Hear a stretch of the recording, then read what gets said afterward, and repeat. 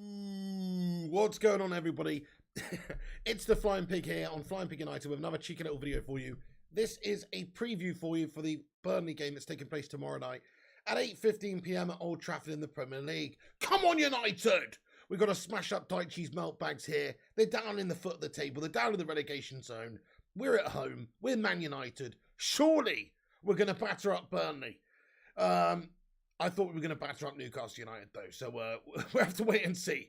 But we're going to get into all the latest news tonight in regard to the team news and also predicted lineups, predictions for the game, previewing the game and just discussing the current situation at Manchester United with Ragnik and, of course, the players underperforming right now. We're going to get into it, so do us a favour at the start of this stream and smash that thumbs up button on it. Give it a cheeky little like. Share it around on social media as well if you want.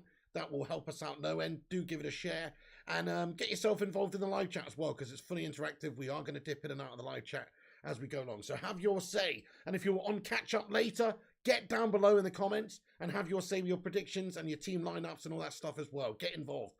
So then, let me just shout out everybody who's in the stream right now. There's a few legends in here already. Ellie, how are you doing there? Great to see you. And cool homies as well. Old Dirty Benjo, Eddie Trooper, Professor Love for Me, Gaming Simp. We've got Fergie99, Palmarius, Madhouse, Griffo Chaz, and a 17.99 super chat right off the bat there from Eddie Trooper. Get in there, Eddie Trooper, mate. Thank you so much for that. Happy New Year to you, sir. He says, Pig Army, let's have it, melt bags. Hey, get in there. Thank you so much, Eddie Trooper, for the super chat there, my friend. I really appreciate that.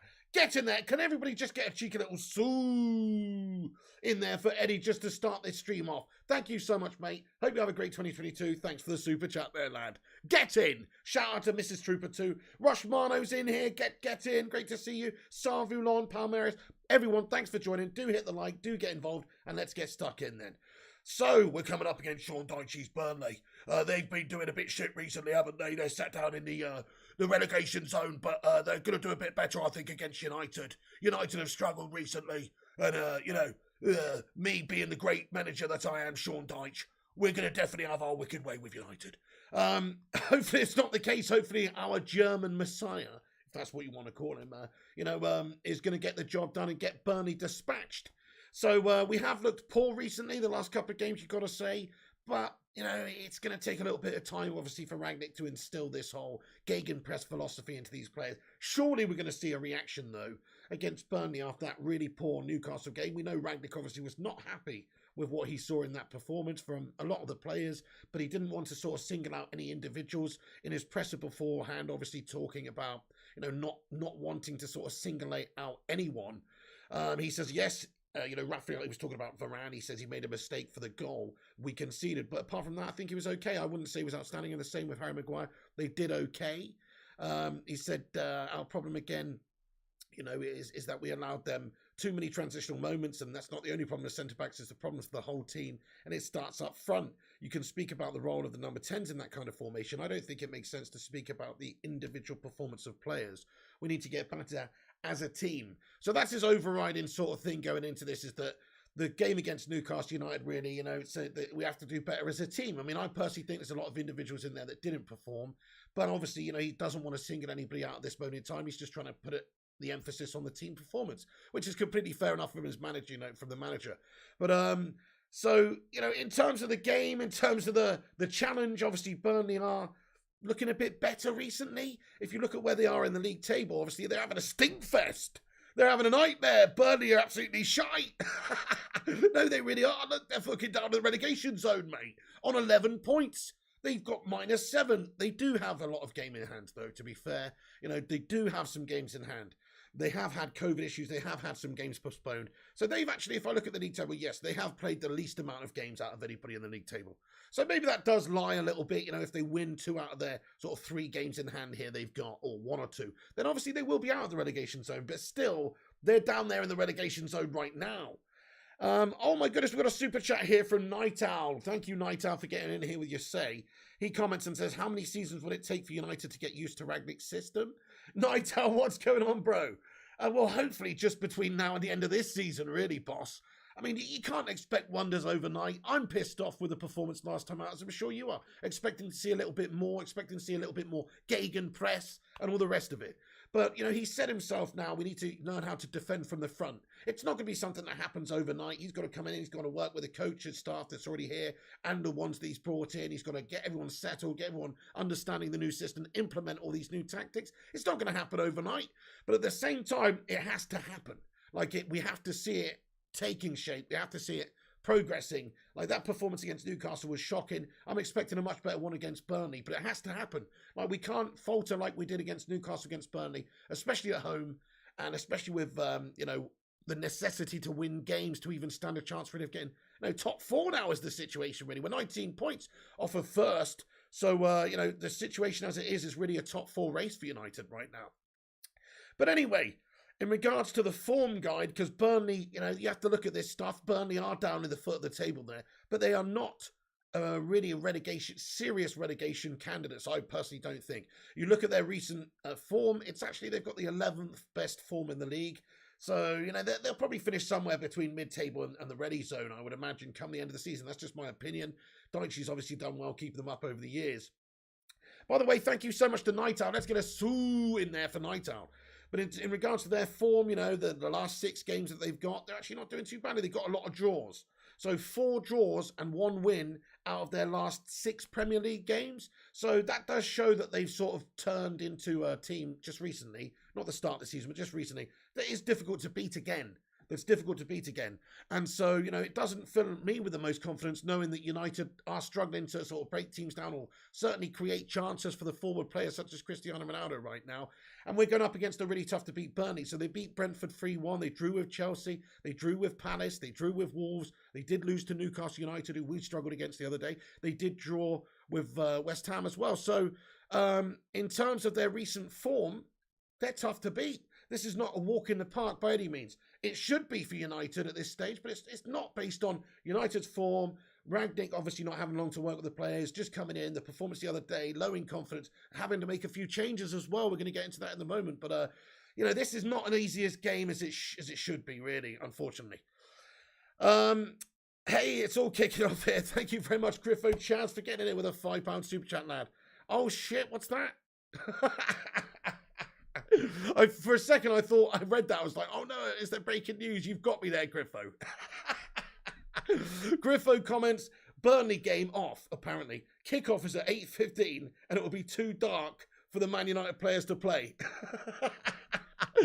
Love it, mate. Love it, love it, love it. Thank you very much for getting in here, Griffo Chaz, mate. We've got a bunch of pussy players at this club, don't we, Griffo Chaz? That's what it comes down to.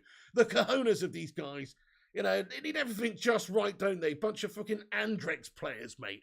Overpriced and soft as fuck. You know what I'm saying? Bunch of fucking Andrex players we got. Rushmano says we got 29 likes on the stream. Thank you for the like tally there, Rushy. Yes, if you're just joining us, 74 legends in here right now. Twat the like button. Give us a boost up there on the YouTube algorithm. And let's be having you. Fucking bring it on, Burnley, you scummers.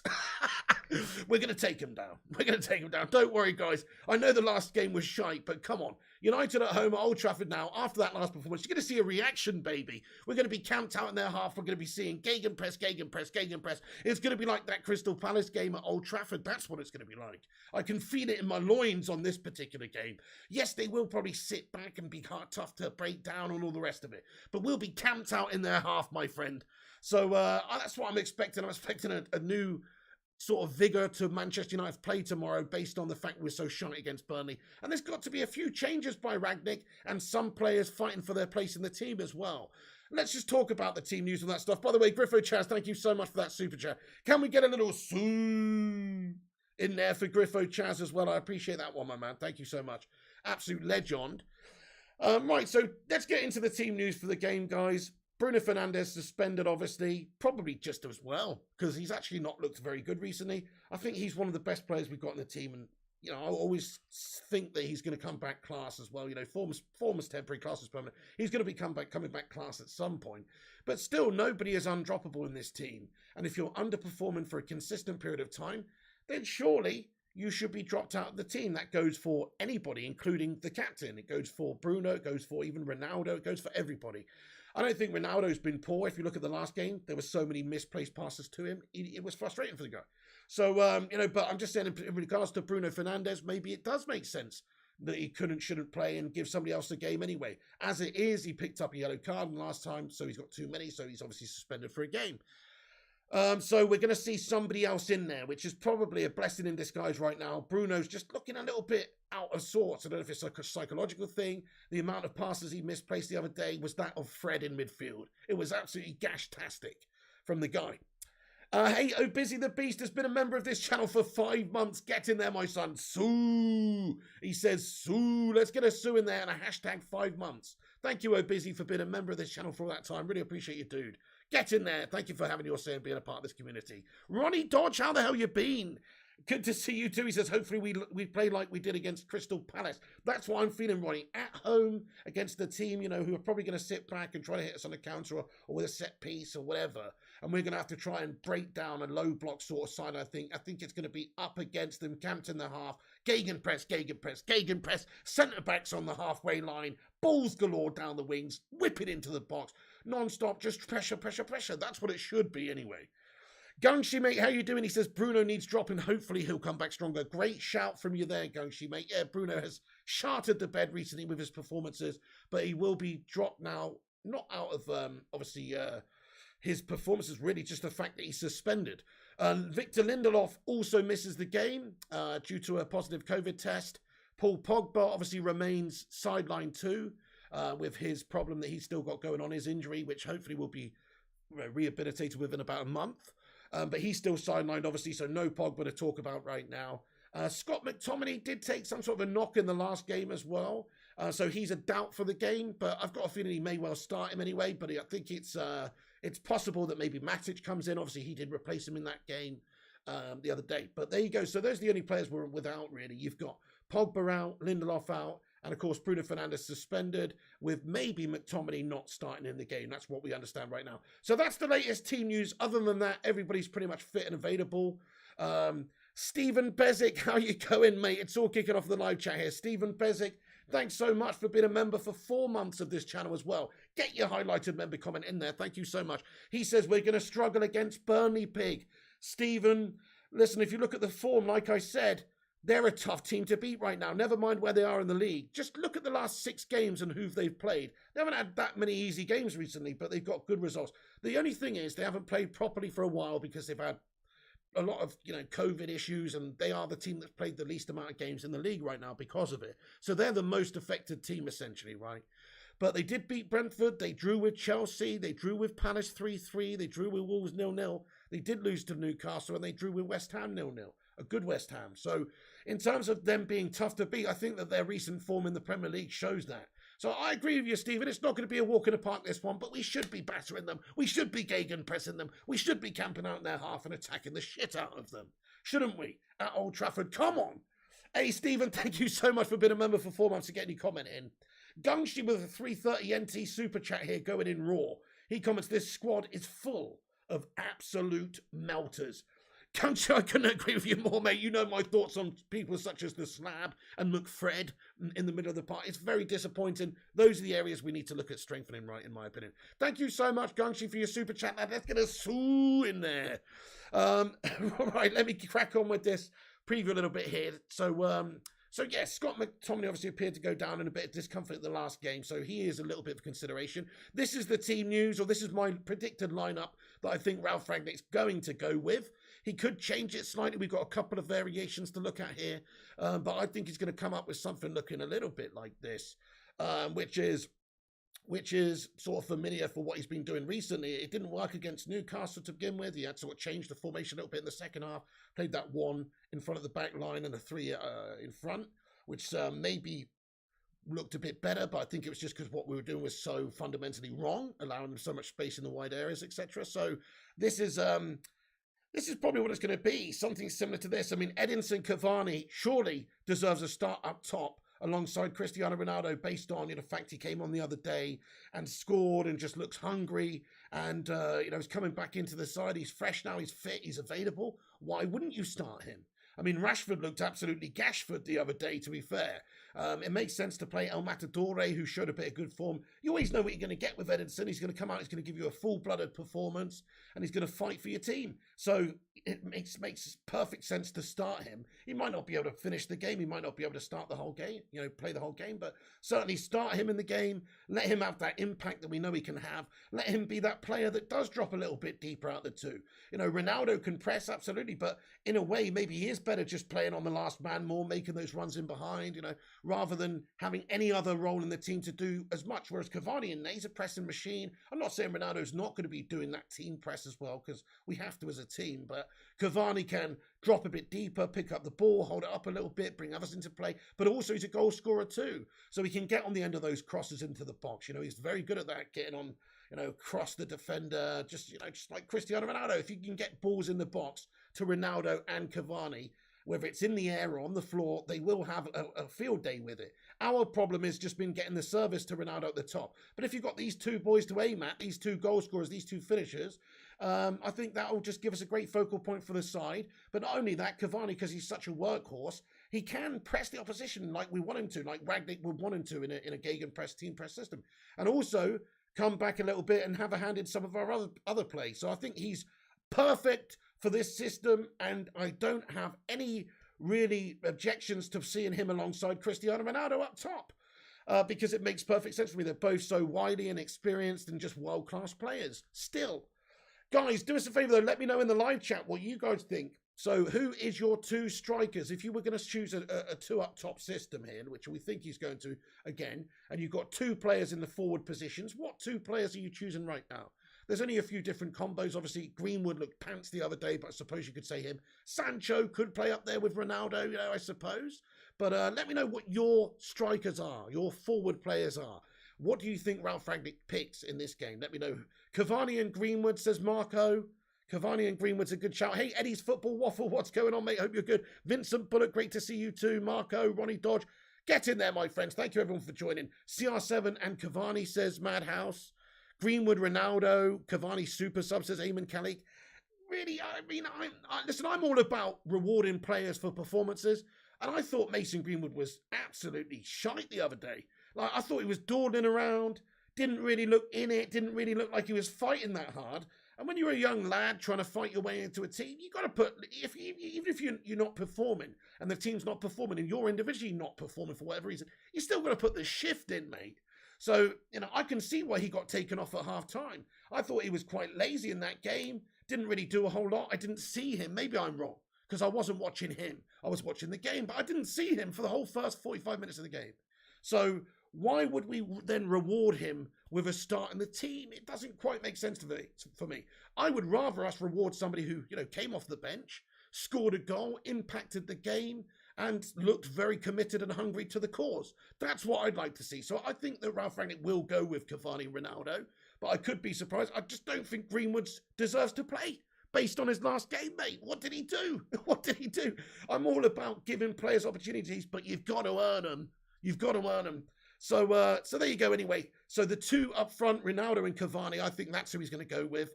Lots of people think CR7 and Cavani. Rush Mono says would love to see them play together again. Yeah, we haven't hardly seen it, have we? Whenever we have seen it when Cavani's come off the bench. It's been pretty damn effective in going forward. Dangerous looking because you've got such two great goal scorers up the top there as well. It's dangerous. Both confident in the air. Both very, very good when it comes. I mean, Cavani's link-up play is brilliant. He can get an assist just like he can get a goal. And Ronaldo's no slouch. As per, what was that goal? Oh no, I've got such a bad memory. What was that goal, guys, where Bruno Fernandes wins it back in the midfield? Shit, who was it against?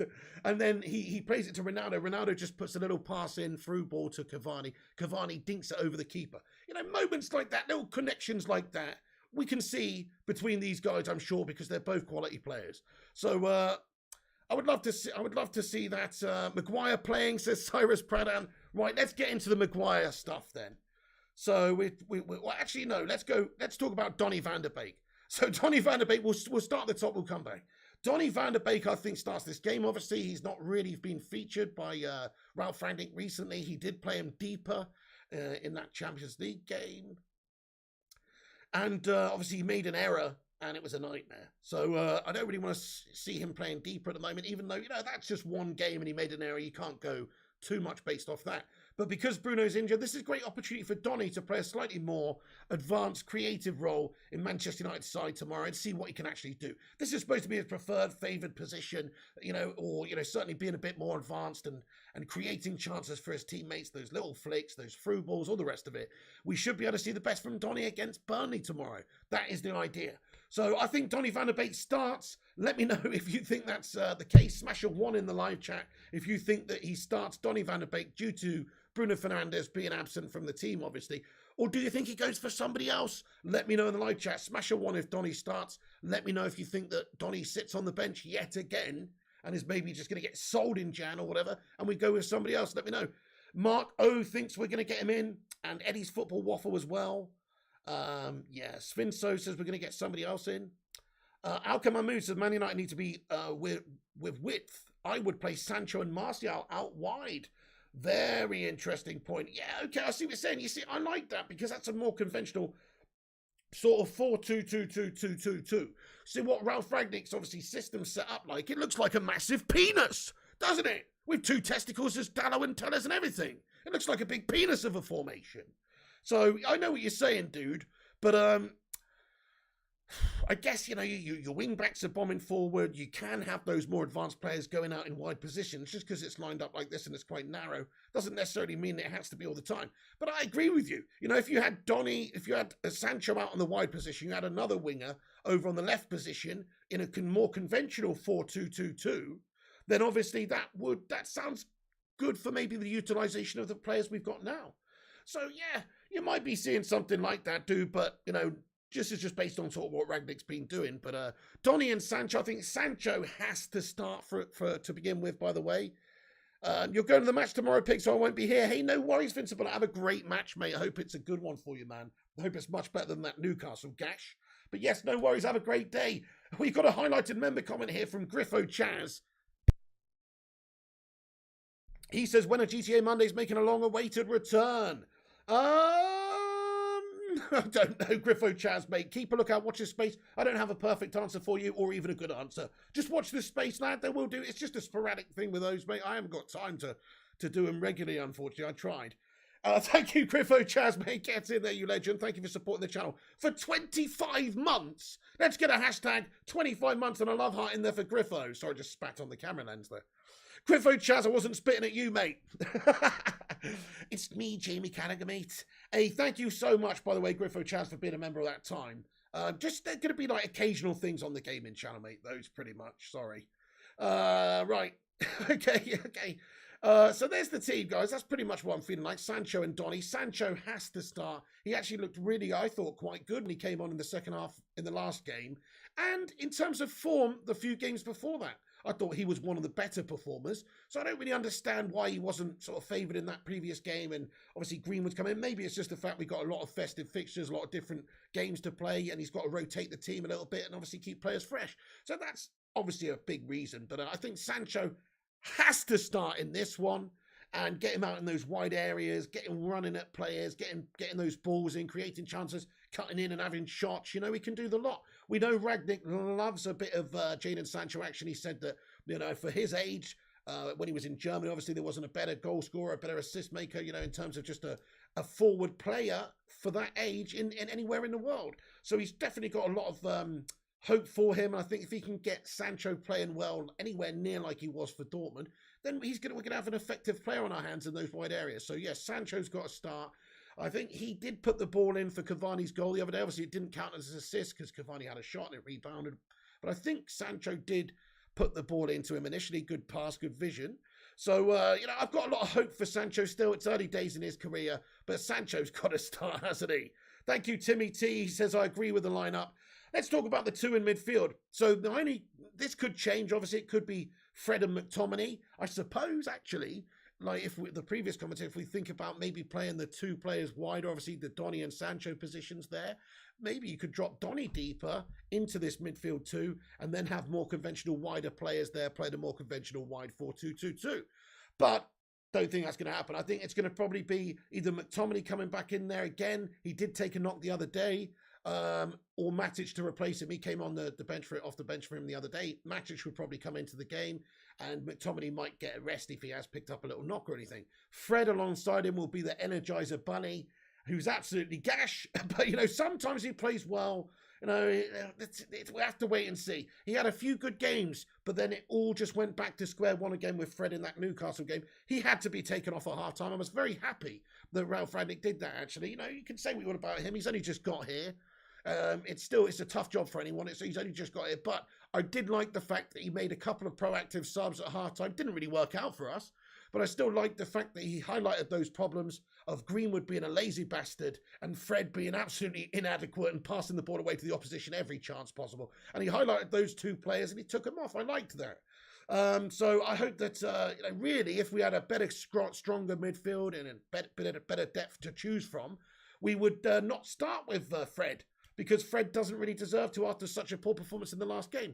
But because of all the fixtures we've got, because of the lack of players available, Pogba being injured, McTominay also being pretty trash and picking up a knock the other day, Matic being a Frankenstein's monster, you can only charge up once a month, and all the rest of it, it's like he's probably going to play. So Fred in midfield, I think, starts.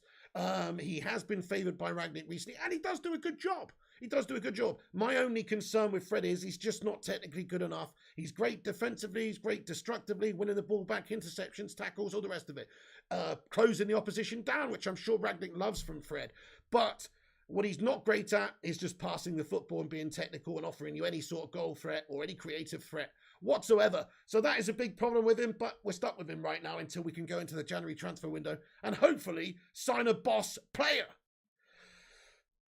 Guys, do us a favour if you're just joining us. We've got a lot to get into in this show. Smash that like button. Let's get this stream to 100 likes. Where are you? Let's be having you. Bacon Brigade, assemble. Yes, do give it a thumbs up if you just joined in. Hit that subscribe button as well if you're new. Get yourself involved. We are doing a watch along for the game tomorrow as well. Of course, we'll be starting about 7:30 in the evening. Get yourself involved for that too. Smash that subscribe, smash that bell icon, and get yourself in there. So that's my midfield. That's the midfield that I think that Ralph Rangnick will choose. Matic and Fred. Of course, it could be McTominay and Fred again if McTominay's knock that he picked up the other day is not that bad. Now the back line. Let me get into this, guys. I think the wing-backs more or less pick themselves. I don't think Tellez had a great game the other day defensively. And actually, Dallow's been really good recently, and I thought he'd done okay. But St. Maximin, if you just look at the sheer amount of chances they had down that left-hand side, I mean, that sort of tells a story. But, they did pepper us a lot in that first half particularly.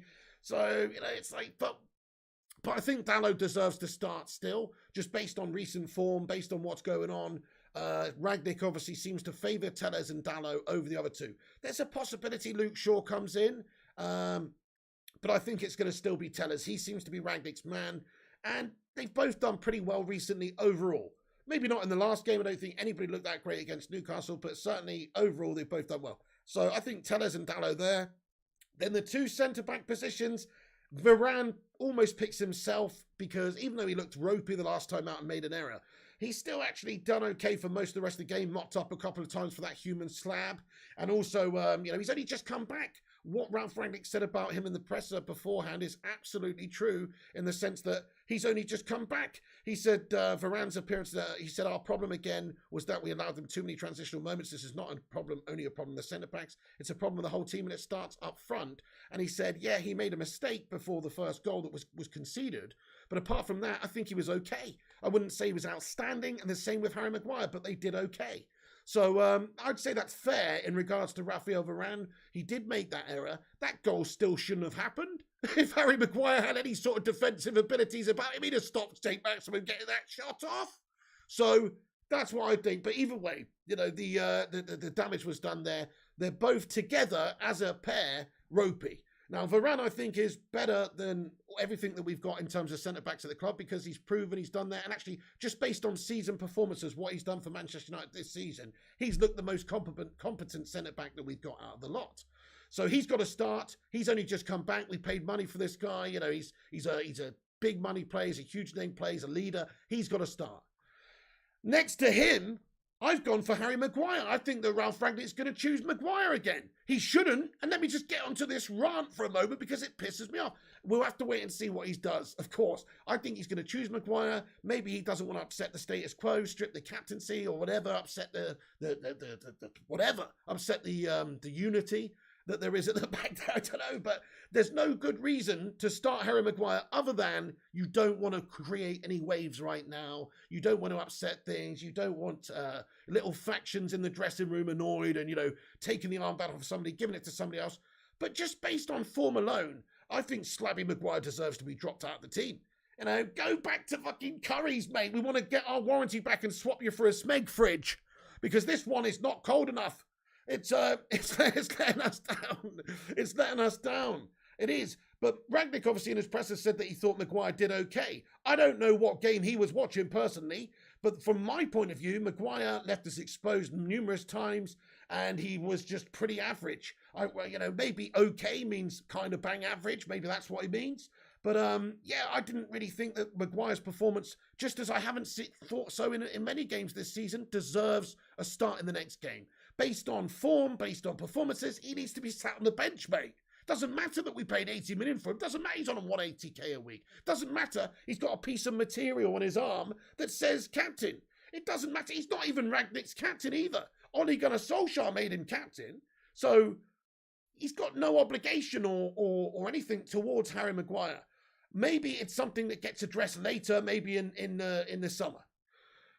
But boy, oh boy, I tell you what, I would have massive respect for him if he did have that conversation and he did make that difficult decision and he did make the change. I think it's better for the overall team. I don't think you can accept levels of mediocrity by having someone like that as your captain. That's the guy who's supposed to set the precedent for your team. He's supposed to inspire. He's supposed to, set the standard effectively and be a leader and a motivator, but also an influencer. He's supposed to have influence on the team and lead by example. And unfortunately, he's not a good person to lead by example because the only precedent that he sets, the only standard that he sets is absolutely fucking bang average. You can't get away from it. Even before that goal where he got absolutely skinned by St. Maximin against Newcastle, even before that, he made a cataclysmic error just needlessly with a bit bad heavy touch of a slab, gave the ball to the opposition, they had a chance. That's how it goes with him. He's an error-prone melter. He's Phil Jones 2.0. We know this. So what is the fixation with keeping him in the team? And also, what is the fixation with letting him stay captain? It actually hurts the rest of the side, I think. You've got better candidates in the team, whether it's Ronaldo, Bruno, De Gea, Matic, whoever.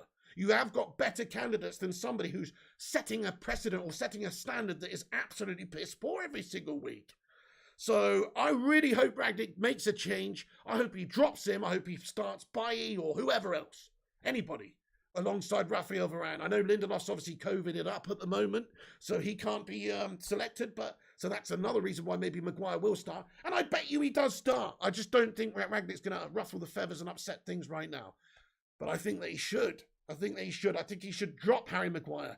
I'm going to ask you guys in the live chat, do you think Harry Maguire should start in this game against Burnley, or do you think he should be dropped? Let me know. Have a vote in the live chat. I just want to know where the fan base is at. Hey, Zayn Miassi getting in there with a couple of super stickers. Super sticker. Hey, thank you so much, Zayn. What's going on, bro? It's a hippopotamus with a hat backwards and a thumbs up. Mate, thank you so much. Let's get a thumbs up emoji in there for Zayn.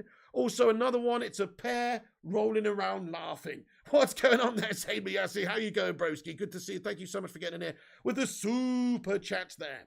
Hope you're having a good day, mate. Thanks for joining us. Arsenal fans are intolerable at this moment in time.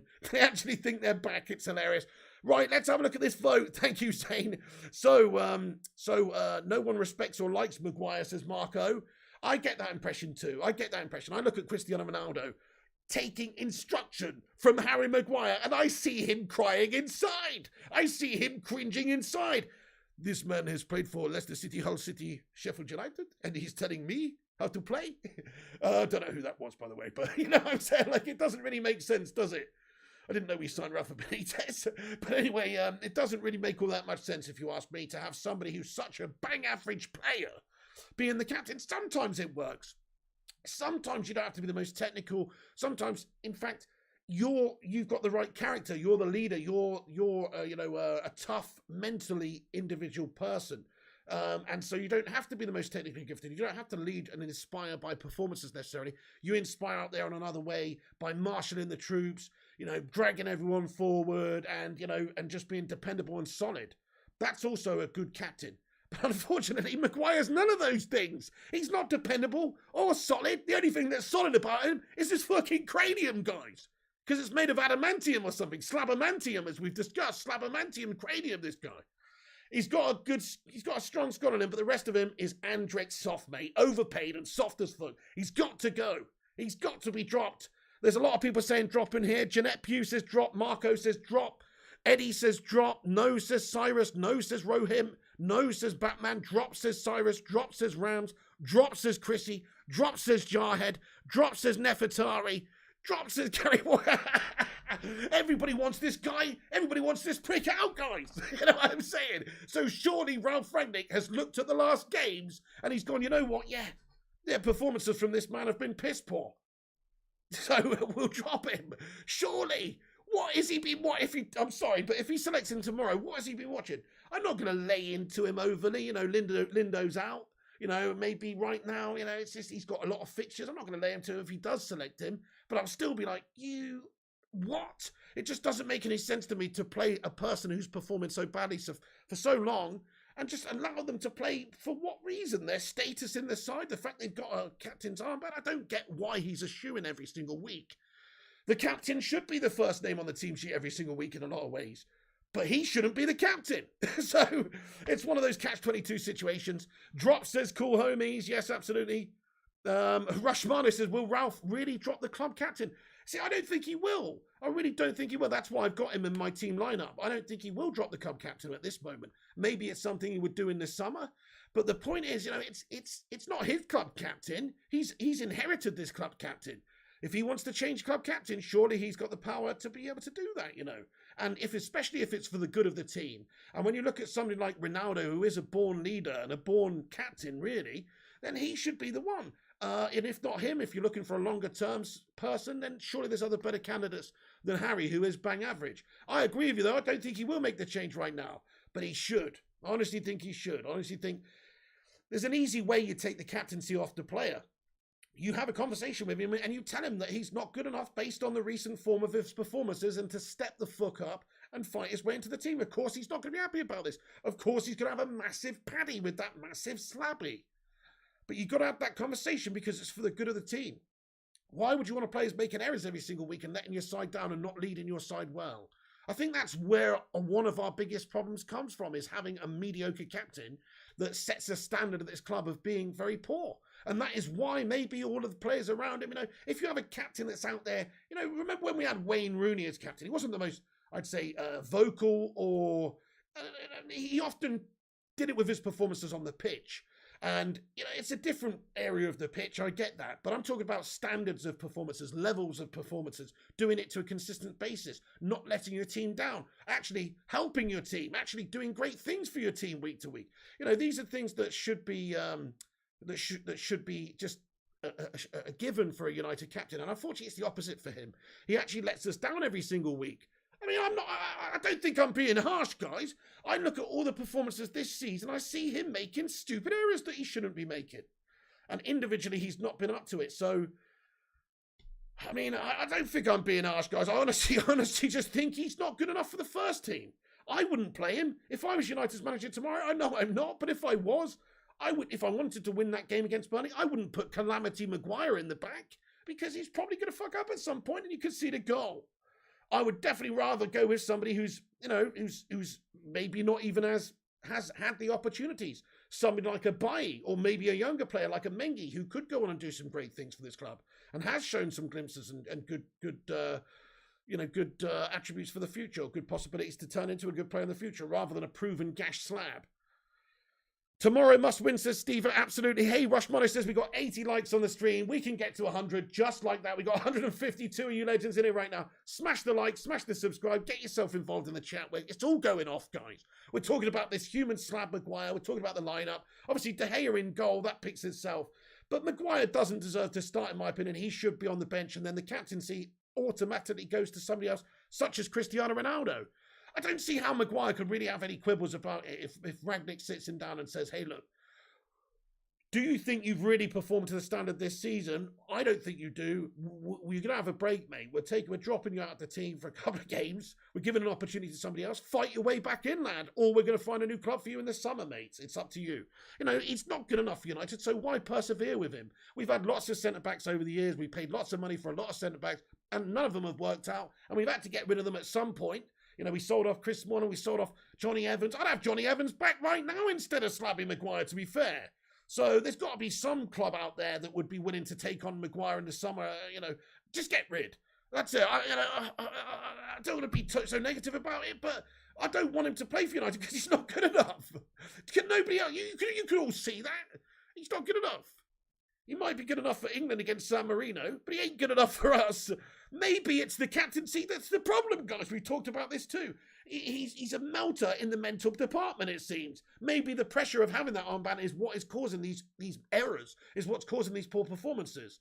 Maybe it's a mental block because he's got all of that pressure of being the main guy, the leader.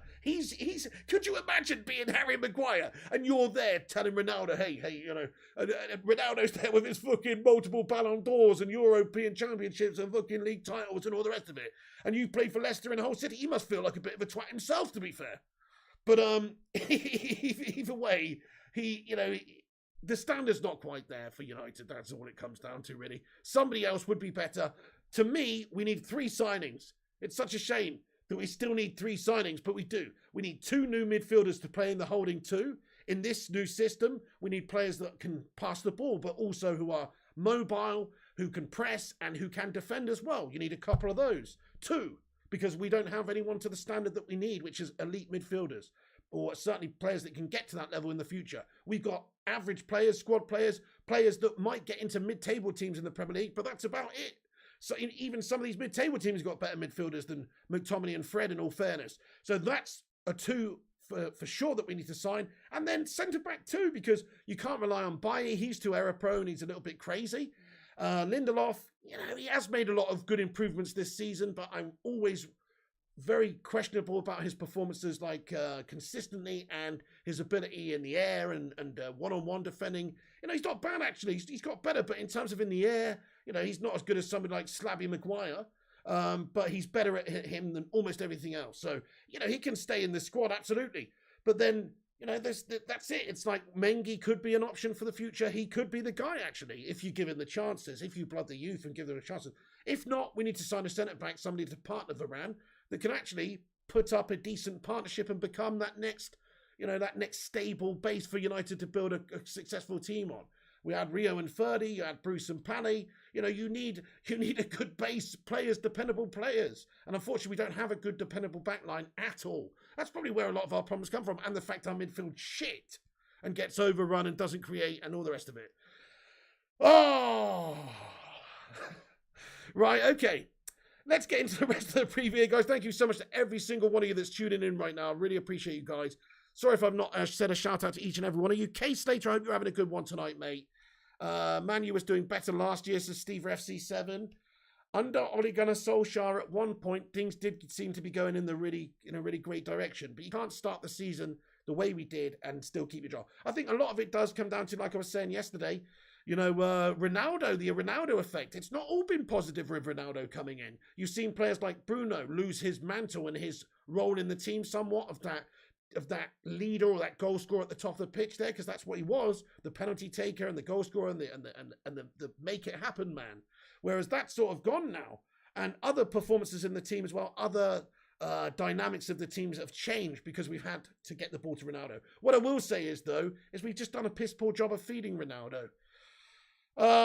Right, okay, so if you're just joining us, the team news for tomorrow is Lindelof's out with coronavirus, Paul Pogba is still injured, obviously, and McTominay's picked up a knock in the last game, but he might be fit to play, and the only other player that is out is Bruno Fernandes with a suspension.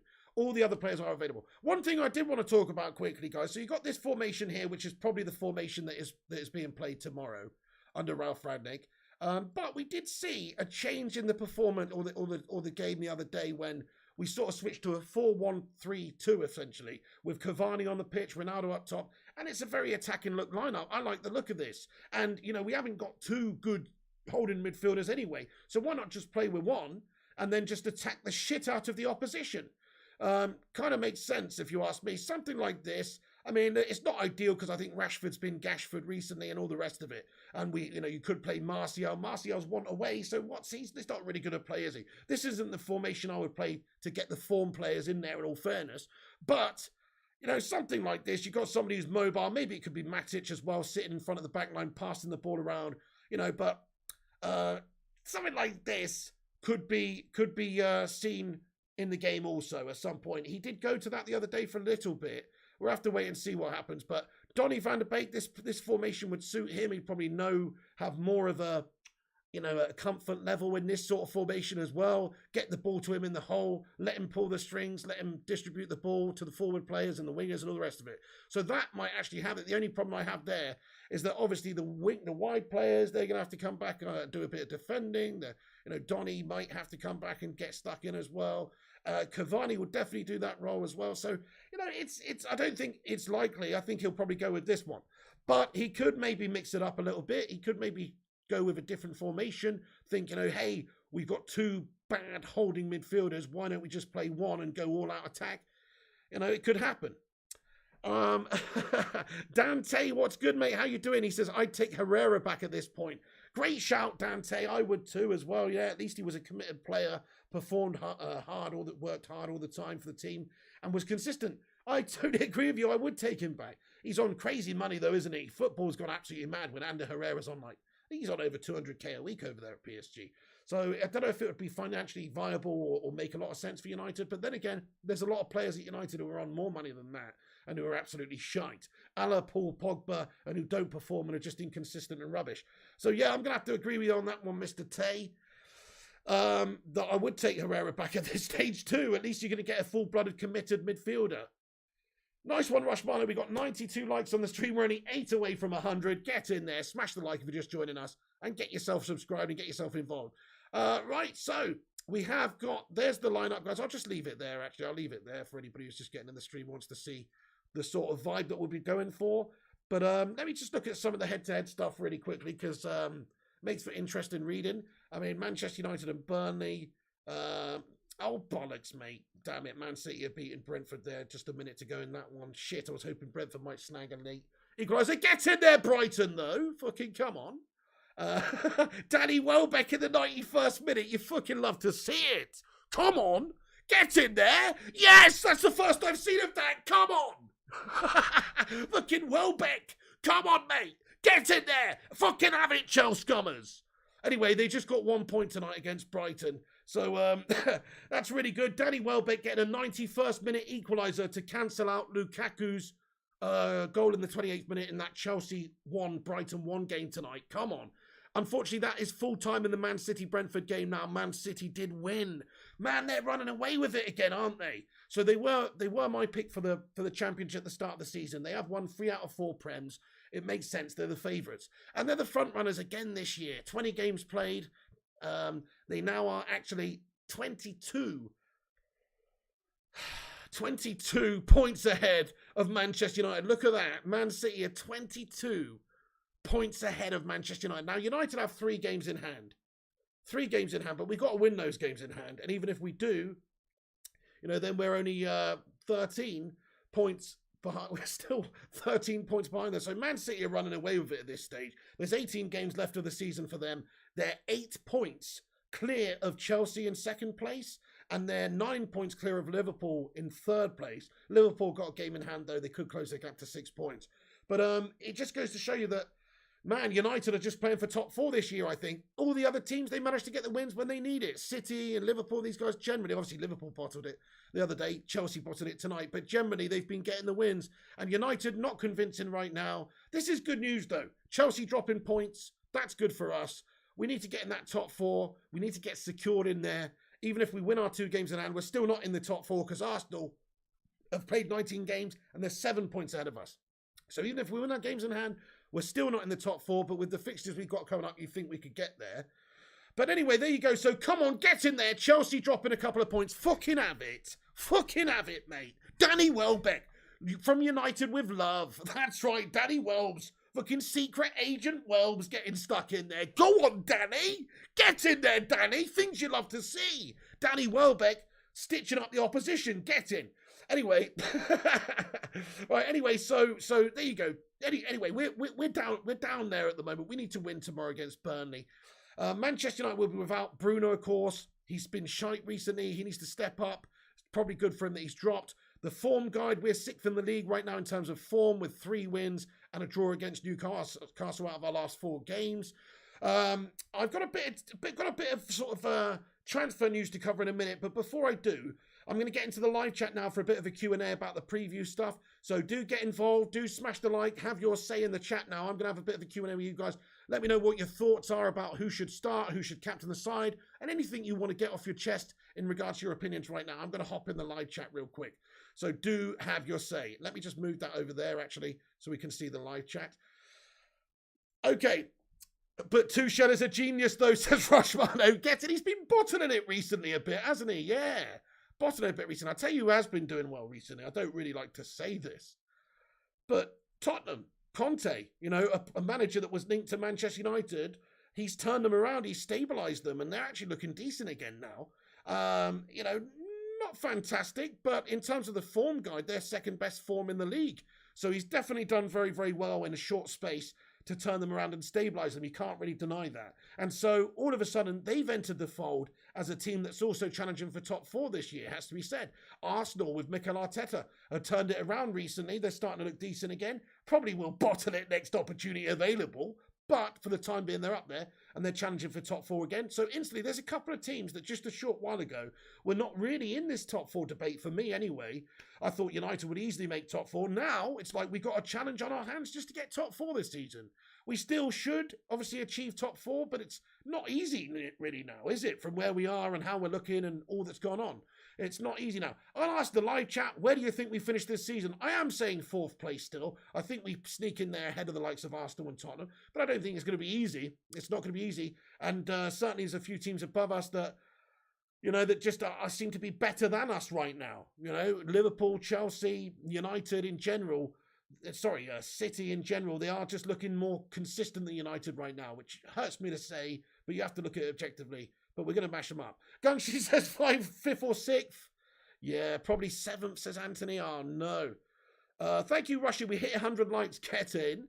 Probably 7th, says Anthony. That's horrible. Imagine if United finished 7th. We can't even tolerate that, mate, to be fair. I don't even want to think about it. In all fairness, you look at our fixtures coming up, and it's not played on paper, but they're all winnable games of football up until Man City on the 5th of March. So as long as we win all those games, we will be right up there. But we've got to win them. And the Newcastle game was one of those games that we should have been winning. So it doesn't really matter who you've got to play. You've got to beat who you've got to play. So we must get the performances, must get the results. 4th, says Batman Night Fan. 3rd, says Coochie. 4th or 5th, the players are inconsistent, says Jonathan Gallagher. Professor Love for me says, better a banter club than a plastic make-believe club, says Professor Love for me. You're talking about Chelsea Scummers here or City. Good shout. 3rd, says Madhouse. Subscribe to the channel, says Rushmano. Yes, indeed. If you're new, hit the sub. Help us get to 50,000 subscribers, baby. Right, okay. Let me get into a little bit of transfer news we've got here. So Ragnik has told Dean Henderson he cannot leave Manchester United on loan next month. This is what's reported on Manchester Evening News today. So I don't understand that really, but obviously it is a COVID world right now. Maybe he's just a little bit worried about De Gea coming down with a case for a couple of weeks and us not having a proper good goalkeeper there to call upon. But for me, it makes sense to let Henderson go. Hendo out in the live chat if you agree. And that's not in any negative way. It's not like he's been shy. I think he's a good keeper. I just think we're wasting money every single week by having him here. We've got Tom Heaton there. You know, we're wasting money. He's wasting his career away. Hendo out. Sell him, get some money into the club, let him have a career, maybe let him force his way into the England setup as well. He's never going to do that here. So Henderson out. No disrespect, but he's got to go. All the best, says Marco. Absolutely. Okay, there's a reports come out today of Manchester United being linked with a new player, guys. Representatives of Hoffenheim have made contact, or Manchester United have had contact with representatives of Hoffenheim in regards to defensive midfielder Diede Samasiku. Now, I don't know anything about this guy, but apparently United are interested in signing him in January transfer window if the price is right. Ragnick's supposed to be a big admirer of this guy. I know nothing about him. But, you know, if Ragnick wants to bring in a midfielder or any player really that he thinks is going to benefit the club in January, then he should. He absolutely should, because we are desperate for new players in that position, in particular in midfield. Fred and McTominay are not up to it. You know, we're linked to Hydera, we're linked to Kamara, we're linked to this guy. Just fucking sign them all. They're all cheap players in one respect. Hydera's got a release clause of 32 mil.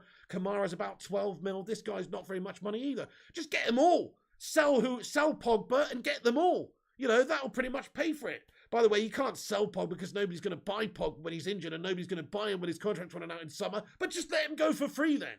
And get that money off the books and pay for these guys as wages. It makes perfect sense to me. You've also got other players possibly going out in January. Generate some cash.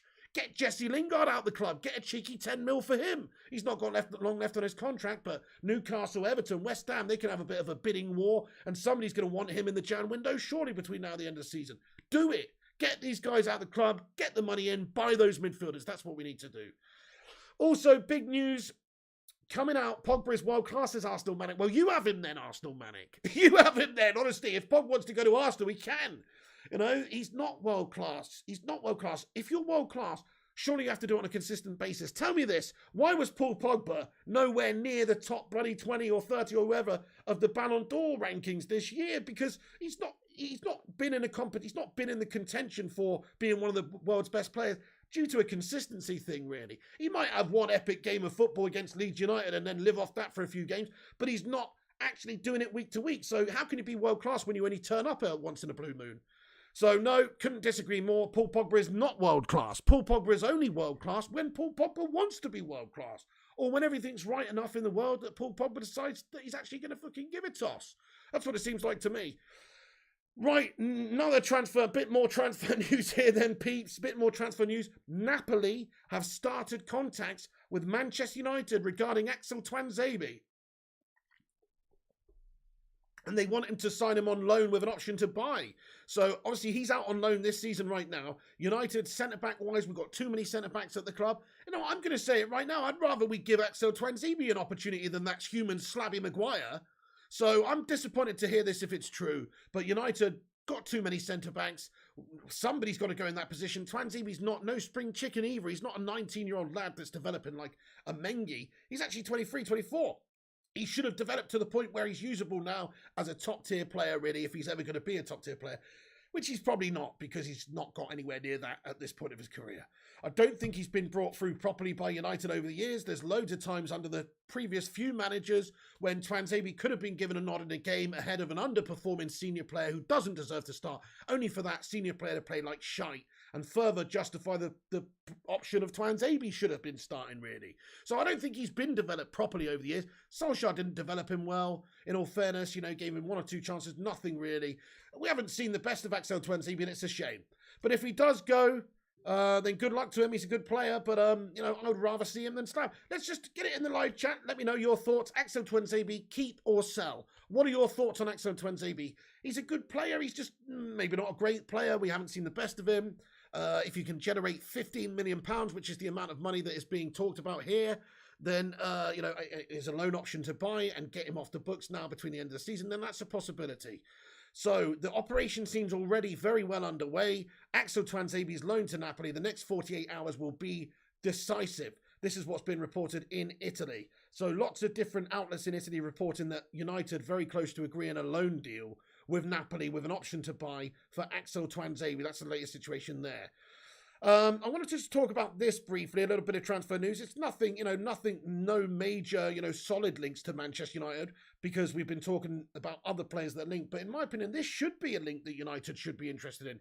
Official, this is from Fab earlier on, you know, Dennis Zacharias communicated to Borussia Mönchengladbach his plan to leave the club as a free agent at the end of the season. FC Bayern, Barcelona, Juventus and 2 English clubs are in contact with his agent. Nothing agreed, decided yet. So apparently he's made the decision that he will be leaving, There should be a host of clubs interested in signing this guy. I think he's only 23. He's a very athletic defensive midfielder, great box-to-box as well, but certainly can sit and defend, and, he's got a good range of passing, athletic, destructive player. Just what United need, really. Somebody like a Wilfred Ndidi, something sort of that ilk is what you can think of in your mind. Dennis Zakaria is a player that United should be looking to sign. Now, I don't know if there could be a deal done in January for this guy. If he wants to leave Mönchengladbach in the summer as a free agent, surely they'd accept a few cheeky little £1 million, but in the January window, to convince him to come now. And it does look like all the top clubs in Europe would be queuing up to sign this guy, because he's a great prospect, he's a great player. Bayern, Barca, Juventus, and 2 English clubs. Fab doesn't go on to say there which English clubs it is, but Manchester United better be one of them. We should be interested in this guy and talking to this guy and his agent and all the rest of it. So, smash a 1 in the live chat if you think that Manchester United should sign, or at least try and sign, Dennis Zakaria in January. Or if not January, then at the end of his contract as a free agent at the end of the season. Smash a 1, smash a 2 if you don't think he's the right fit for us. Let us know. Tell us who you think we should go and get instead. Sin Games, what's going on, boss? Great to see you in here. He says Haaland wants United. I'm 90% sure of that. But we need to fix a lot in January for this to happen. Top 4 is a must. Yeah, you absolutely need top 4. And it depends, of course, on the situation of the forwards. Cavani probably will be going at the end of his contract, which sort of frees us up. Ronaldo will be going the year after that. So it's almost an ideal place to come if you're a striker looking to, go to one of the top clubs in the world and, of course, have a good run of it in the team for the next decade. So I think you're right about that. Unfortunately, there's also a few other clubs that are keen on him. Yes, there will be some FIFA Tonight United trustable source. Absolutely, mate. Eddie's Football Waffle says, I want a Gegenpress player. Absolutely, mate. I totally disagree with you, Eric, there personally. This guy's a physical player. He can get around. He can influence a game. He says he's the midfield version of Harry Maguire minus the pace. I mean, I disagree with you there, Eric, minus the pace. Oh, good one. Random Human comments, Haaland might think that it is unfair to blame an entire club for the actions of one player. So there's this story, isn't there, about Alf-Inge Haaland obviously getting crunched up by Roy Keane. And therefore, Alf-Inge Haaland wouldn't want, and the fact that he played for City, of course, wouldn't want his son playing for Manchester United. Listen, if Manchester United ends up at the time being the best place to go in terms of money and possibilities of winning things, then he won't be bothered about him playing for Manchester United. The only concern I have is that he's a City man. Pep City are the most successful team in England right now in terms of the accolades over the last few years. So if you actually think about it, that one makes a lot more sense. Plus, they lost Aguero recently as well. They kind of need to improve in the forward position. There's links with like Harry Kane and these sorts of players as well for City. So Haaland, it also makes sense for him to go to City from his point of view and his dad's point of view as well. So that's my only concern there. Shout out to you, Abdul Wahid Hassan, as well. Much love, dude. How you doing? Shout out, bro. Hope you're having a good one. We got 220 legends in here right now. Thank you so much, everyone, for getting in and joining the stream. Do have your say and get your thoughts involved. Almost at 150 likes on the stream. Do smash the like if you're just joining. It's free to do so you might as well. And it helps us boost up there on the YouTube algo and compete against the clickbait merchant wank chopsters and all the corporation scummers too. So do get involved, support this channel, smash the like. It's free. You might as well. Give it a share on social media as well. I see a few people tweeting it out and stuff. I appreciate you, Mr. Aaron Homeyard and all the rest of you. Thank you so much, everyone who does that. It does help us out. Continue to do so. If you want to support this channel, that's a great way of doing it. Right then. Let's get into the live chat again before I cover the latest, the rest of the transfer news. Just want to hear your thoughts on this. Seems like we've gone on a Haaland point here. I wasn't even talking about Haaland, but a lot of Haaland stuff coming in. Big Gob says Haaland won't come to a club like us. This moment in time, no. This moment in time when, as much as that gobshite, Mino Raiola, pissed me off the other day when he came out and said that, all these clubs that are being linked to Haaland have won things in the last few years, and United hasn't won anything since 2014, 2013, or whatever. Or did you say 2017 with the Europa in that season, I think is what he said. I can't remember now. But either way, what he said is factually accurate. Like, we're not the most attractive proposition when it comes to, if your goal is to be winning things, you can't really pretend and put your rose-tinted glasses on and pretend like United's the best place to be right now, because it's not. We're not winning things. We're not even looking that likely to win things. Like, people are hoping we're going to win the Champions League this season now, seeing as the the league challenge is almost all but gone. But that's going to be a massive challenge. I think it's easier for us to win the Champions League. It's a knockout tournament. You know, we can turn up on any given day and get the better of the opposition. You can have a bit of luck. You know, I think it's more winnable just because it's a knockout cup format. But it's still unlikely. I mean, United are not a good United side right now. Let's be fair. We've had a poor season. We haven't improved a lot recently. Ragnik's come in. There was a tiny little upturn in form for a little bit, and then it's just gone back to shite again. So I've got no confidence we're going to be great throughout the rest of the season. But I hope he does get us to perform really well, of course. We need this Ragnik gegenpress system to start taking shape, come into effect. Hopefully he's allowed to dip in the Jan window and shake this team with a signing in the midfield or two. And also get rid of a few players that have been lingering around, have been too poor for too long. And he's actually allowed to shape the team. And if he is allowed to do that, I think he'll get this team playing better. Because we need a Ragnik midfielder. Eddie's Football Waffle said it here earlier. He wants a Ragnik's type signing. If Ragnik's going to play a gegenpress system, we need somebody that fits into that. You know, we need somebody that fits into that. It's like there's no point being linked with players. You know, we talked about, I don't know, Ruben Neves or something like that. That would be cool, but it's not exactly a Ragnik gegenpress style player, you know. We need somebody who is. So I agree with Eddie on that sense. We need to have a look at who we're bringing in and bring them in. Right, so there's that news on Dennis Zakaria there anyway, guys. Also, Trippier to Newcastle deal is actually at an advanced stage now. That's looking quite likely. So Trippier was linked with us in the summer, coming from Atletico Madrid. The Magpies are now looking likely to sign the guy in January, which for them I think would be a really great signing, wouldn't it? Tossers. Anyway, so Kieran Trippier could be going to Newcastle United, who give it a few years. Maybe not now. It's going to take many transfer windows and time, of course, but give it a few years and they will be the next fucking Manchester City. United have to get our shit together, guys, honestly. We've got to start making strides for the future. We do need to sign a couple of like 23-year-old midfielders who are ready to take the step up, but are quality and have that potential, but are not babies. We need to start actually making the right signings.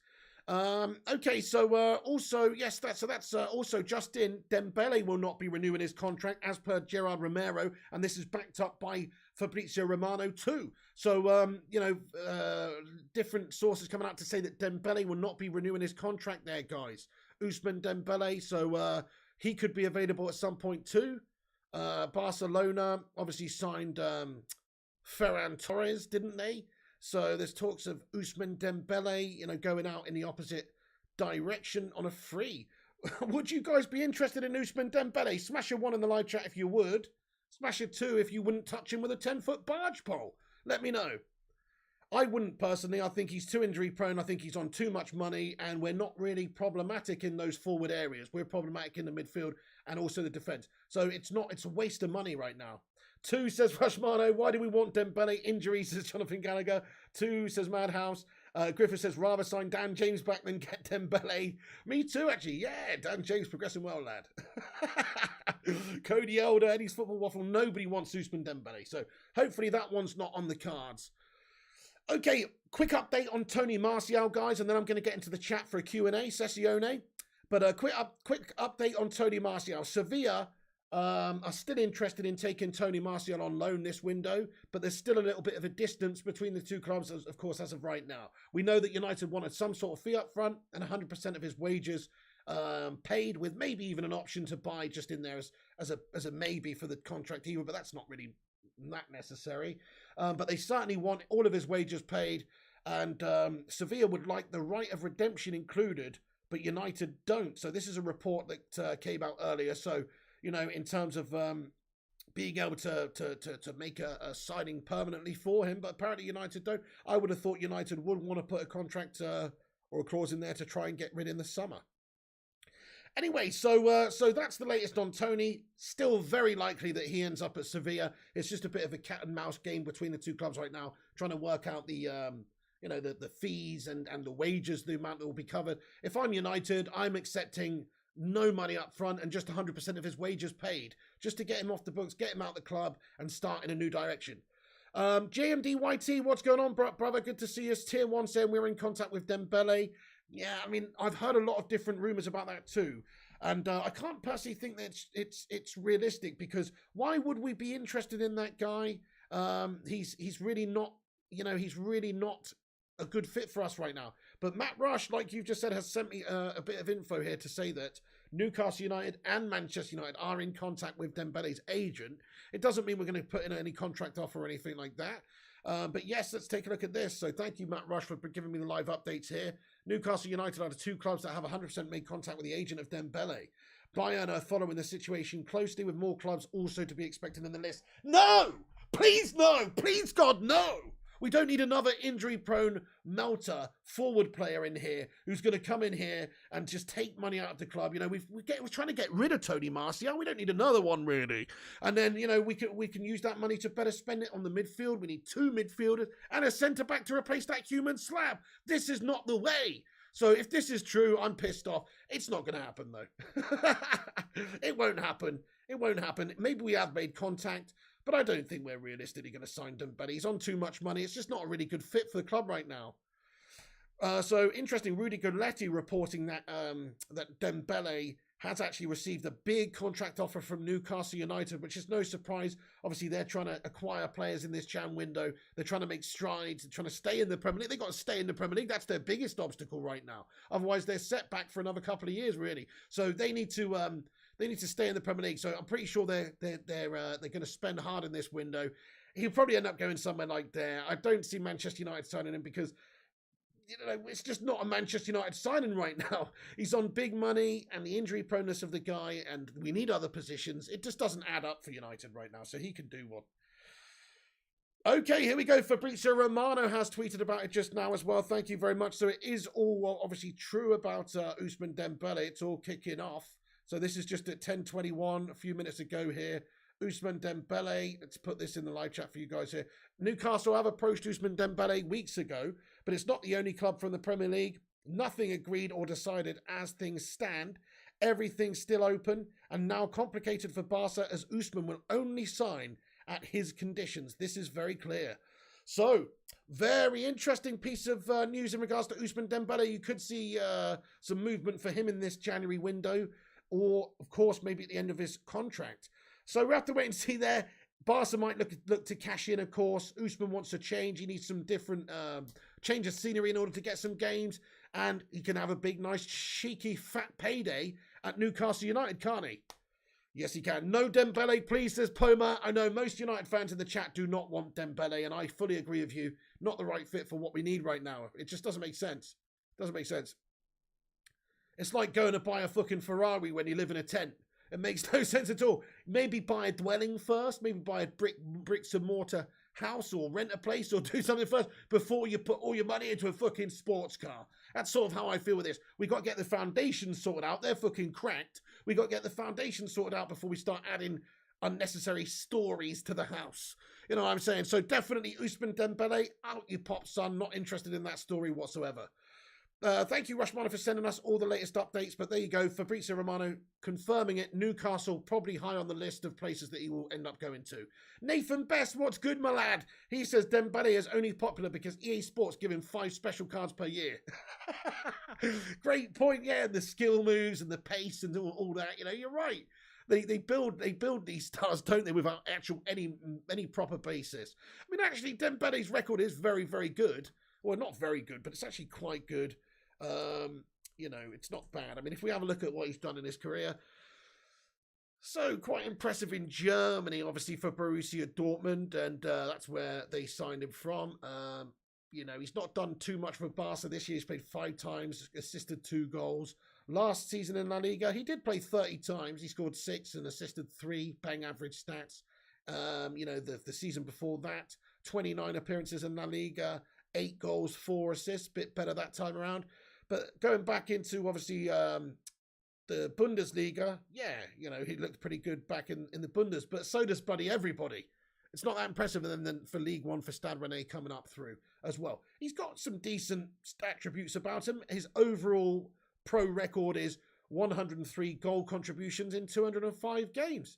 But when you consider that he's been playing since 2015 for Stade Rennais in 2015, and he's only played 200 times. I think that tells a story, really. That's 6 seasons of an average of 30 a season. He's an injury-prone melt.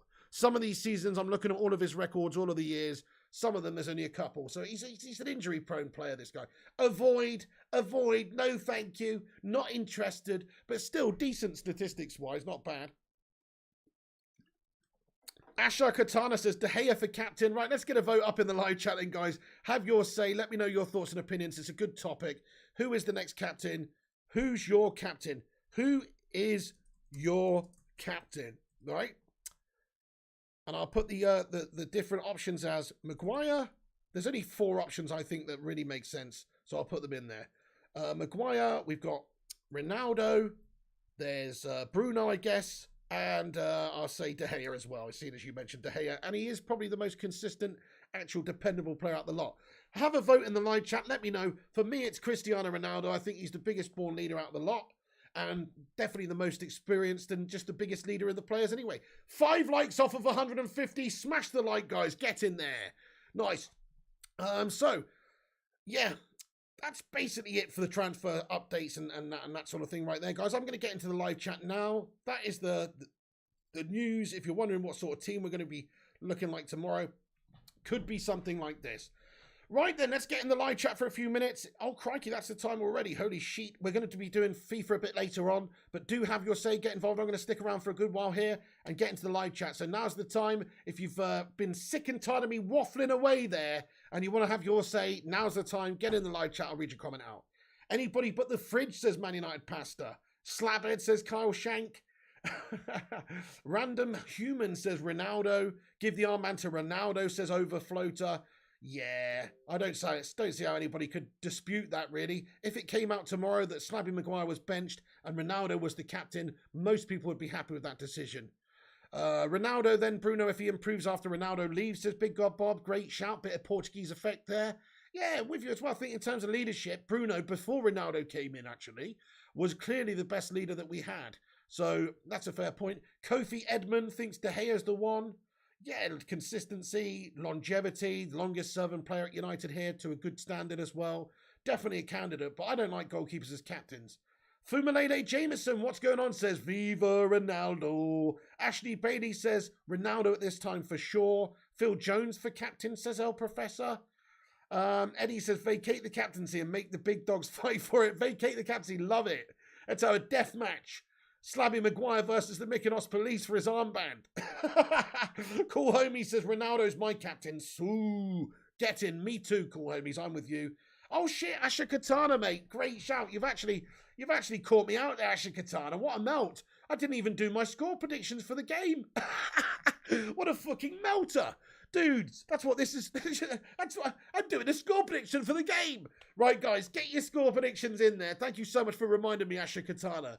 So this is my prediction. You've seen my lineup prediction. There it is. My score prediction is a reactionary 1-0 win. I think it's going to be a filthy game of football. I think Burnley are going to set up super negative. It's going to be tough to break them down. But I think United will Gagan press. And we will be up in their half, camped out. Lots of balls coming in. Lots of opportunities. Lots of half chances. Lots of chances. And we'll win the game. But I'm going for a filthy 1-0 to United. I think it'll be a tough game. Just the reason I say that, look at how United have been playing recently. It's not the most convincing. Look at Burnley's recent form in the league. I know they haven't had that many games because they had the COVID nonsense and all that. But look at their recent form. They're tough to beat, mate. They are tough to beat. Been getting a lot of draws against a lot of good teams, and they're no easy team to break down and score against. So that's my only concern. This season they've been a bit shitter than usual, though. That's why they're in the relegation zone. But actually in the form guide recently, they've stepped it up and got like 5 draws out of 6 recently. So they're tough to beat. 4-0 says Asha Katana. 0-0 not feeling confident, says Jonathan. 1-0 to United, says Gareth United. Hey, get in, Rushmano. We did it. 150, baby. Dana, 150 likes, baby. Hey, G-Wolf United, what's going on? Oh, says Ronaldo doesn't deserve the captaincy. I rather De Gea. What? Wouldn't you rather Slabby, G-Wolf? Wouldn't you rather just stick with Slabby, no? G-Wolf, what are you about? Ronaldo doesn't deserve the captaincy. Have you not thought about what he's done for this club previously? And what also he could do for this club if he could get the bloody service, mate. It's not like Ronaldo's really at fault, I don't think. Look at the last game. Correct me if I'm wrong, but Ronaldo did what was asked of him in the sense that he made the moves in the right areas. He just didn't get anybody to put the ball to him. That was the problem for me. He was actually making the right runs and getting in the right spaces, peeling back in the pockets of space. He wasn't getting the service. So I think he could be a great captain, great leader. He's already a leader, though, so maybe he doesn't need the armband. I see what you're saying, but G-Wolf, you what? Tilvani says 1-0 to United. Michelle Vella says 2-1 to United. What's up, Michelle? 3-0 says United forever. Eddie's Football Waffle getting in here says 3-1 to United. One relegation rival has to feel a little wrath. Spot on, I know. Norwich made a very tough game of it against us. Newcastle, of course, getting a draw against us. You're right. One of these relegation teams have got to get a spanking sooner or later, Eddie. I love your prediction. He says 3-1 to United. 1-0 to United, says over floater. Ronaldo has the best fighting spirit, says Erdam. Spot on, he does. Exactly, that's what you want. Somebody inspiring a performance. Somebody leading from the front as well, is good. Yeah, Erdam says the whole team needs Ronaldo's mentality. He's carrying the whole team. Yep. In a lot of these games, he has actually popped up with a clutch goal and won us a game. Fab Lucky says Fred captain. Big God Bob says goalkeepers shouldn't be captains. They're in goal for a reason because they gash at football. Plus, it's hard for them to communicate being stuck in goal. I agree with the last part. The first part, it's either they gash or they're fat. I'm joking. Rushmano says smash a like for the pig. Thank you so much. Gareth United says goalkeeper is not a captain, should always be an outfield player. I totally agree with you, just for communication purposes. That's the only reason why, really. Big God Bob says 2-1. Although, how about Iker Casillas? What about Iker Casillas, one of the greatest Spanish captains of all time, I guess you'd have to say. He was a goalkeeper, so it's not like you can't have it. But I think you have to be, I don't know. It's a tough one. I think it's better to have an outfield player as a captain. De Gea can't be captain because Maguire doesn't respect his clean sheet, says Ashley Bailey. De Gea saving hours, says Jonathan. Dan Davey, what's going on, says 0-0, won't create enough. And it will be a frustrating draw, says Dan Davey. I'm leaning closer to that, Dan. I still think we'll win the game just. I think it'll be a scrappy affair. A bit disappointing, but we'll win it. So I'm thinking not too dissimilar to what you're saying. I'm going for a frustrating win as opposed to a frustrating draw. But, I could see it happening based on how we've been doing. Mad Animal Mikey getting in here with his comments says problems are running deep at the moment. A big performance is needed tomorrow. Get in! Come on, step up, United. You're right. We need to smash up Sean Dyche's Burnley here, lad, and send them down. We're going down to the relegation zone. It's just a matter of time. We've been trying hard this season, but it's not been quite working out for us. Lads, we've got to start playing better. This is our chance against United tomorrow. We've been training really hard. I've had Tarkowski running around the turf moor with tea trays in his lap, and all the lads have been working hard. We're going to batter them tomorrow. Come on. G-Wall says Ronaldo wanted to leave United for Real Madrid. He deserted us when he needed him. I'd rather keep Maguire or Cavani.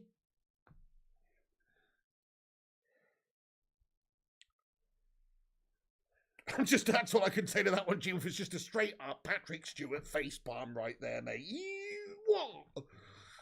Rather keep Maguire. Okay, fair enough. Ronaldo, he came back though, G-Wolf. He did leave us to fulfill his boyhood dream of playing for Real Madrid, where he went on, and nobody can deny him, had an incredible career and incredible success, and went on to be the best player in the world. So, I mean, I don't know. I don't hold that against him, to be fair. I don't hold that against him, mate, because he's not a United fan as a kid. He's a Portuguese lad who grew up and he liked Real Madrid. You know what I'm saying? So I don't really...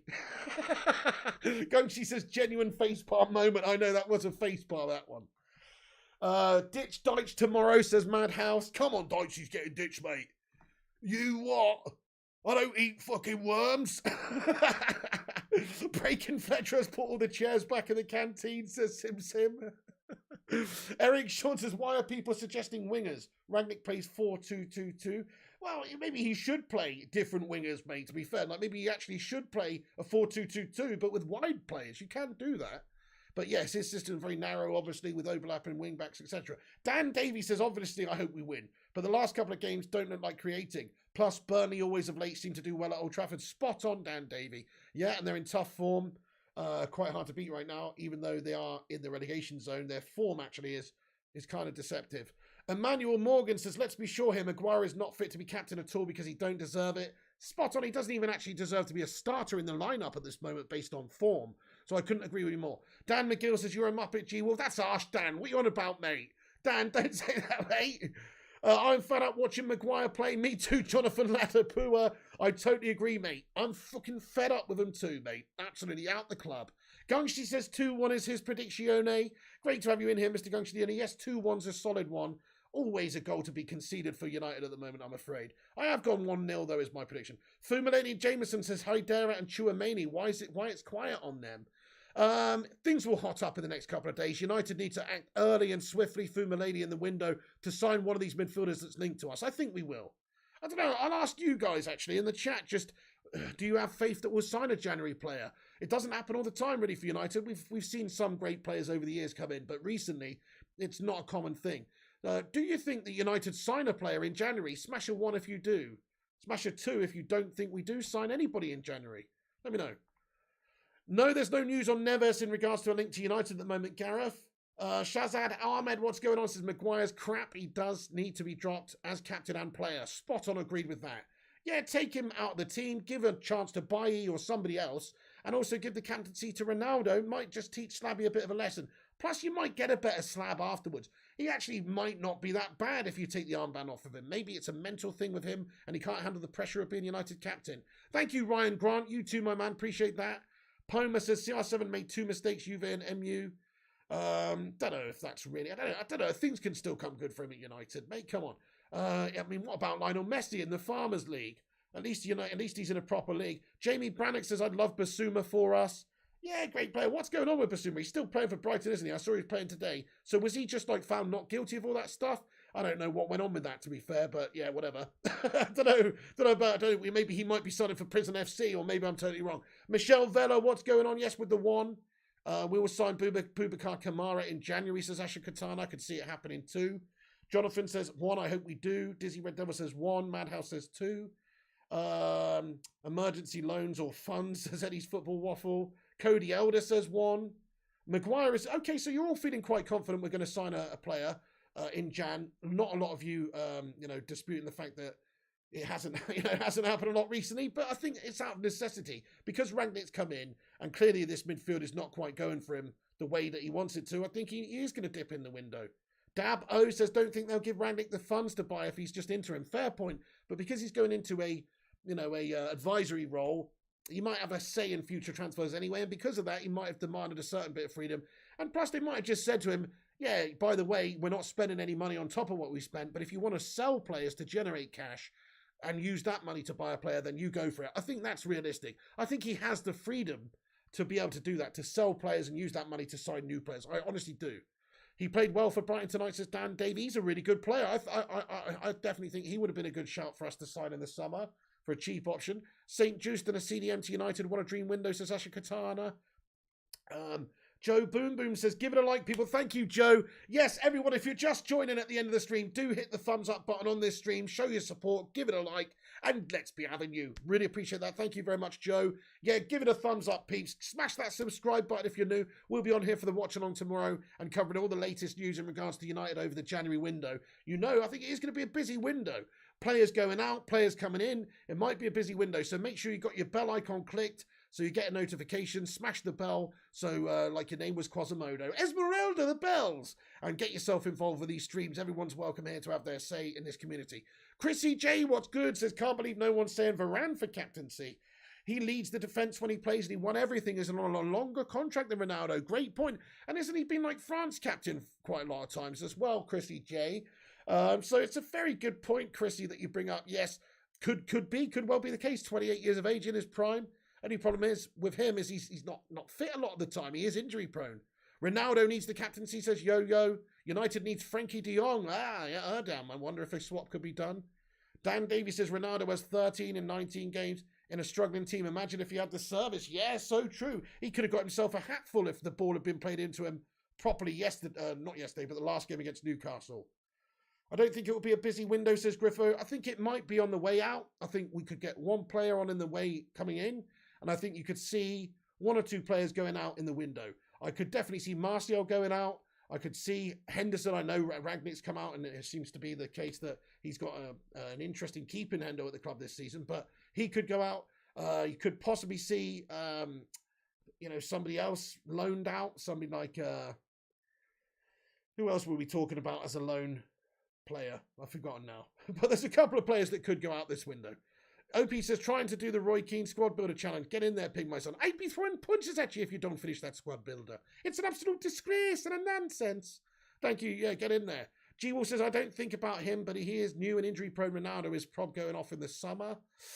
Next summer, G-Wolf. Come on, he's not going to leave us this summer, mate. I think we're going to do a lot better between now and the end of the season. It's not going to be a sterling season. We're not going to win stuff. We're not going to win the Champions League. We're not going to win the title. But I think we'll be better come the end of the season than we are now. And I think Ronaldo will be a big part of that. That's just my prediction. And they do call me Mystic Pig because I predict these things. So, you know, we have to wait and see. What's going on there? The Griefy 85 says Pogba needs to go in Jan. Yeah, would be ideal, wouldn't it? Get a few mil for him, get him off the books.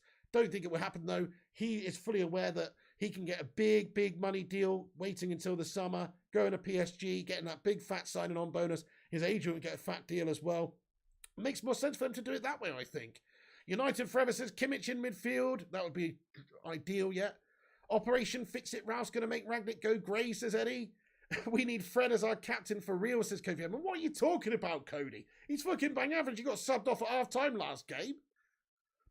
Hey, Vibor Sharma, I'm doing well, mate. How has your day been? Great to see you in it. What's good? One of the channel member legends. Hope you're doing well there, Vibor Sharma. Dabo says, I'd rather get Ander Herrera back before Di Maria. Bench McTominay says, Kofi Edmond, we need Fred as captain for real. Pog bye, says Dizzy Red Devil. See you later on, Poggy. Ralph Picnic is a fraud, says Mason. Well, you haven't seen the best of him yet. We'll know between now and the end of the season whether he's a fraud or not. And even if I don't think it's fair to say he's a fraud, even if he fails at United. Just it's a really tough job for anyone. But we'll find out, won't we? Arenada Kula says sell Maguire in January. Who's going to buy him, Arenada? He's on 180k a week and he's shit. Who's going to buy him? How about Di Maria? Good chem with Ronaldo. You what? That snake. Guys, absolutely not. Too much Deadwood in the team, says Jonathan Gallagher. Absolutely. Right, guys, I mean, I'm going to have to wrap this video up pretty soon because we've got to get on for FIFA in a bit. Do us a massive favour on this stream. Let's get it to 200 likes. We're nearly there. Smash that like button before you go. Make sure you do leave a thumbs up. Make sure you hit that subscribe button. It's free. Get yourself involved with these streams if you enjoy them and you enjoy chatting with the community and you like talking COD about United. Get yourselves involved with the stream and the channel. Have your say. Smash the sub. We're on our way to 50k. Help us get there by the end of the year. Twat that subscribe button. Drew Who, what's going on? Really tough run of games in March. Yeah, man. All the way to the end of the season, Drew. Absolutely. We've got to win every game now until March, really, to have a chance of challenging for anything. Chrissy says Ralph likes to sign players on their first or second contract. Don't think any big name players be coming in. Yeah, I think he's going to go for players between 21 and 22 who are ready to take the next step up. Fair point. Bring back Zlatan, says Joel Morris. Release Matter, says Sim. I mean, that's the furthest thing away from my mind right now. Yeah, release him, absolutely. But, man, it's almost just completely... It just doesn't even make a difference, does it matter at the moment? FIFA time, absolutely, Joe. Dan McGill, have a good one. Thank you, Eddie's Football Waffle says, great show, mate. Really appreciate you. Thank you, Gareth United says 26 likes to go. Come on, guys. Eric, Jonathan, Eddie, everybody, please do come back after this video is finished as well and comment in the not live comments. Get your score prediction in there and get your team selection in there, who you would like to see start in the game tomorrow. Come back and then let me know. I'd love to hear all your thoughts. Just come back and get involved with a debate after the show as well. I really appreciate every single person that comes back and comments. It helps us out on the channel as well and keeps the community, talking. So do come back and comment on the stream when it's finished. Joel Morris, Erdam, Joe Boom, everybody else, Gungshi, Jonathan Gallagher, Rushmano, all the moderators, thank you so much for tuning in. Yes, Dan, there's FIFA in about 45 minutes or so. So do get yourself in here again in a little bit of time for the FIFA stream. 3-1 says Chrissy J, get in there. Come on, United. We've got to smash up Sean Dyche's Burnley tomorrow, cement them in the relegation zone, and give us that much-needed boost to the confidence that we need after that shocking draw with Newcastle. Thanks, everyone, for watching. Palmarius, you goat as well. Dan McGill, Chrissy, Dizzy, Mason, G-Wolf, Jonathan, Overflow to Madhouse, Kofi, Eric, and all the rest of the Bacon Brigade out there. Steve Hall, Erdem. Take it easy. Have a good one. Thanks for watching. And come on, United! See you tomorrow. Have a good one. Cheers. So I'll actually be back on for FIFA in a bit, I mean.